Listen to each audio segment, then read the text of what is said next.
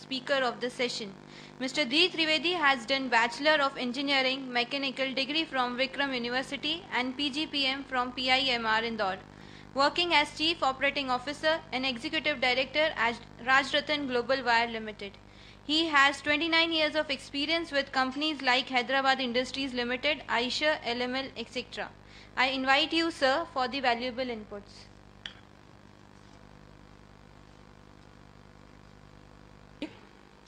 I was just thinking, looking at Madam and other faculty members and dignitaries, it seems Mr. Sumer Singh has elected a wrong human capital in me to talk about the subject.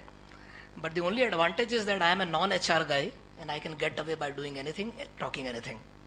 So I am taking the liberty. So I am reducing your expectations so that you can bear me for a while.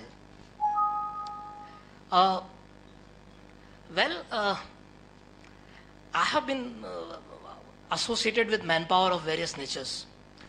I have worked in almost 8 states of this country, and I have worked in Saudi Arabia for about 4 years, which is where I was able to meet Filipinos, Bangladeshis, Pakistanis, and Sudanese, and all sorts of people.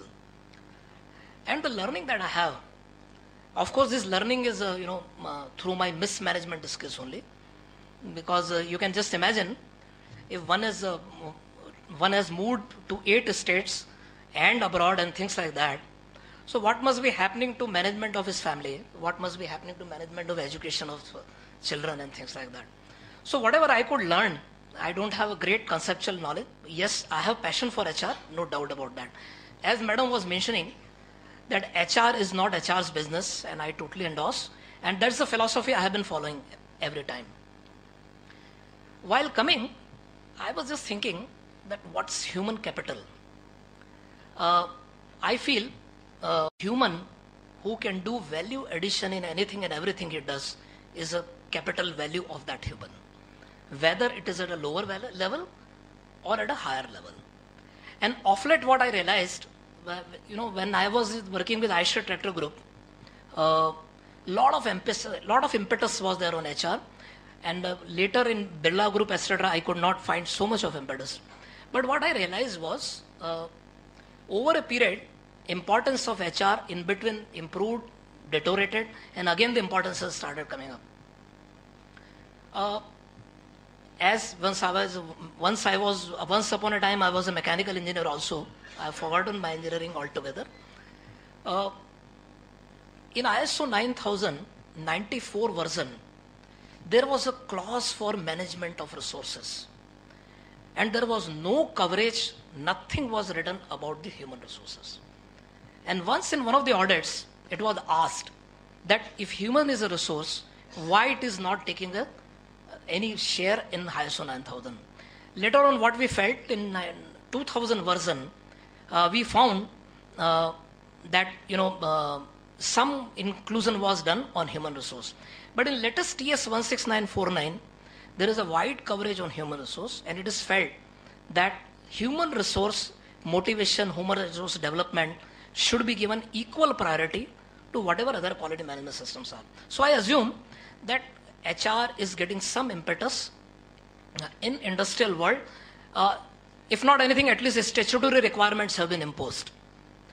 Whether people follow it or not, that's a different thing. Also, I was thinking that what's happening to GDP of India, and we have got all sorts of indicators, SDI, this, that. It is pathetic to see that the Indian SDI score is just about 0.5 or so, and we are ranked above 100 in human development indicator. And that's very, very pathetic. Pathetic in the sense that we have a huge population and people are our strength. Every year, so many engineers and so many learned people are coming out, and that too, they are all English-speaking people. But yet, we are not able to integrate that human capital. If you look at the SDI composition, it has got various elements, and positive relation of SDI with GDP is there, that is known. But education is considered to be the foremost factor being given highest weightage, and that is something which we are not being able to do. If you look at China, Taiwan, Japan, everywhere they have understood the importance of this.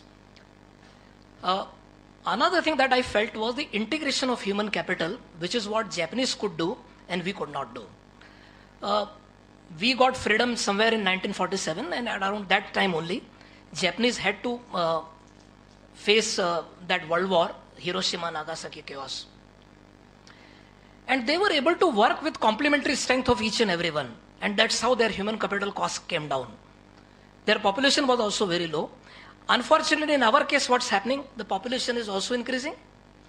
And there are two segments. One, that segment which can afford education and input to their children, they have limited their family size to 2 or 3. And people who cannot afford, they have increased their family size. As a result, what has happened, the entire social distribution has become skewed. And that's the reason why we find so many unemployed people, gundaism, and all sorts of nonsense taking place in our country.